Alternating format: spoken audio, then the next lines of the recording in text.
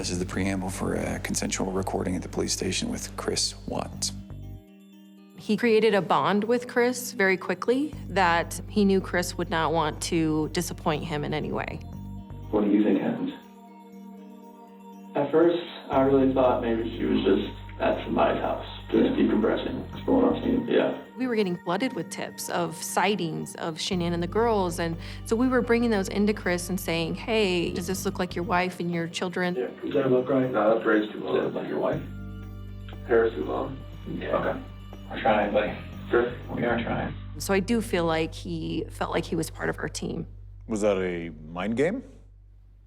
I'm not gonna talk about that.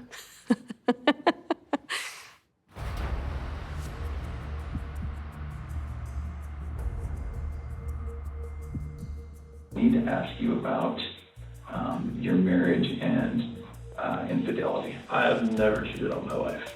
Okay. And I fully suspect she has never done that to me. Oh, okay.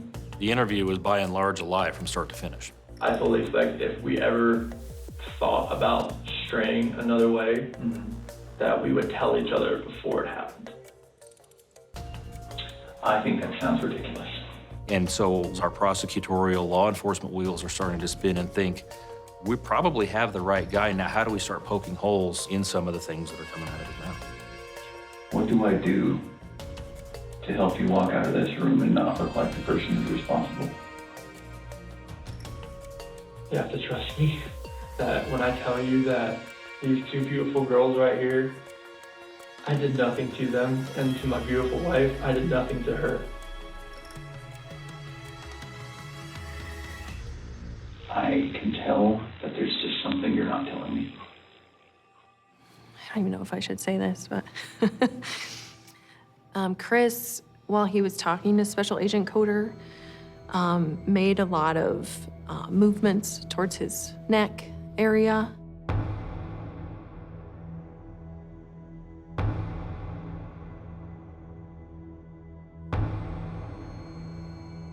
Special Agent Coder actually came out of the room and he said he may have strangled her.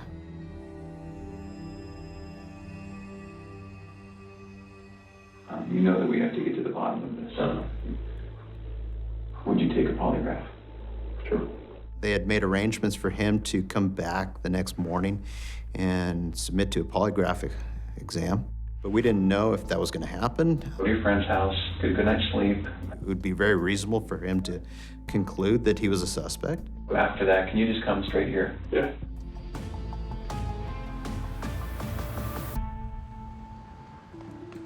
Did you meet Tammy yesterday? No, it's okay. the only one. It's Tammy. Hi, Chris. How are you? I conduct all my polygraphs the same. I'm very bubbly. I'm not gonna buzz you or anything. I've never done this before.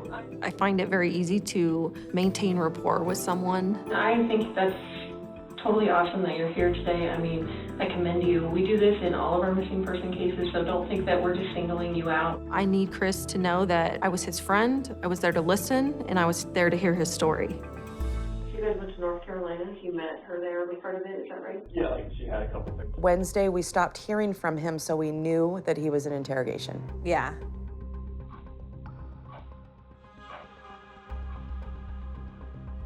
Just make sure you don't move, okay? Okay. So right before the polygraph, I tell Chris, Right now, there's only one person in this room that knows what the truth is. And in about 5 minutes, there's gonna be two of us. So that's the coolest part. we call it snapping a knot in their ass, because that's what we do right before the polygraph, because we want them to know it's over. Like, whatever you're saying is, you better be truthful or we're gonna find out. All right, you ready? Do it. Okay, face down. Do you know where Shanann is now? No. Did you physically cause Shanann's disappearance? No. Are you lying about the last time you saw Shanann? No. The type of testing format that I used, we would consider someone to be deceptive if they were a -4 and below.